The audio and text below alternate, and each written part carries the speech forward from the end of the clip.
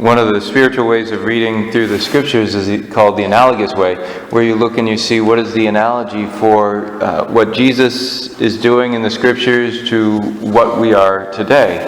And this is what I see in this today. The soul crying out, "Jesus, Son of David, have pity on me."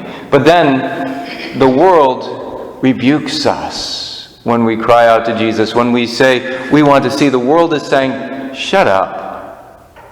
Stop trying to seek after him. That can be a good side quest or something you want to do, but don't go after Jesus with all your heart." They're trying to silence us. The world says, "Oh, you don't need to see." But he keeps calling, he keeps calling. And so we're called to keep seeking after Jesus and saying, "Lord, I want to see." One of my professors in the seminary used to always say that faith is a way of seeing. I didn't understand what he was saying back then. Not sure I fully do now, but I understand more. That the saying of the world is, seeing is believing. But the saying of faith is, believing is seeing.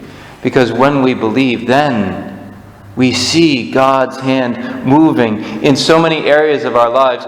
And when we say we want to see, we're begging God, "I want to see the way you see. I want to see what you are doing in the world, not the way the world does." So often we look at the news and all we see is evil. And we say, "Well, Satan is triumphing. God, why aren't you doing anything?"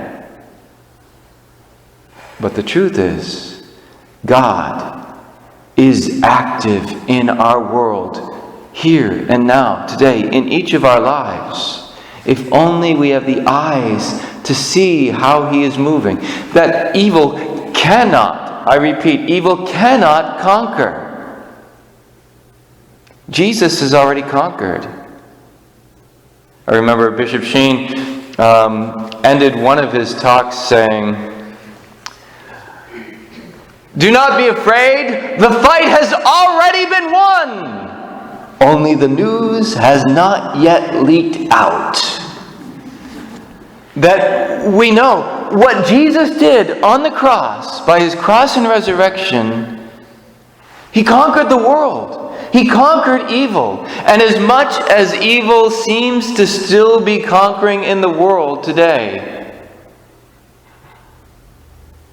God has conquered. Jesus Christ has conquered. We don't have to say, "Well, when is God going to act?" He is acting. But do we have the eyes to see? Too often we are blinded by the world to how God is acting.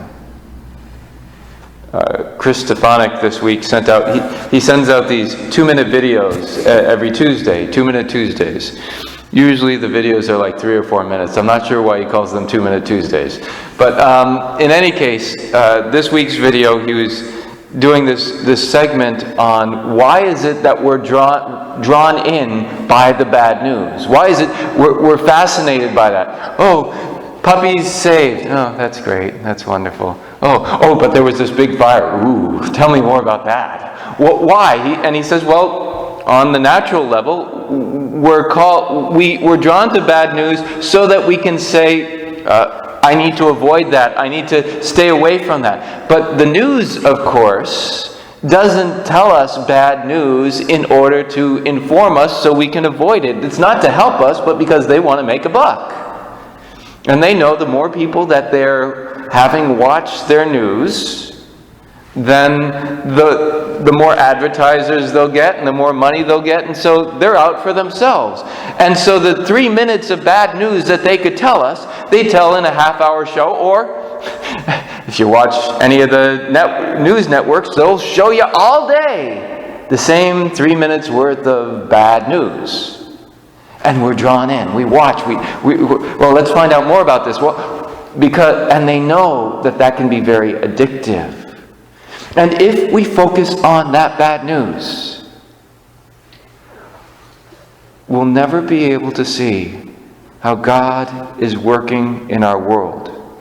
Rather, instead of listening to that, we need to be crying out to David, to the Son of David. We need to be crying out to Jesus, even when the world tries to silence us and say, no, he doesn't have any power here. He doesn't have anything he can do. Even though the world is silencing us, we still need to cry out to him and say, Jesus, Son of David, have pity on me. What do you want me to do? I need to see. I want to see. I want to see how you are moving. I want to see that you have conquered. I want to see that your love is greater than all the evil in the world, and that you can change even the greatest of evils into the greatest of goods.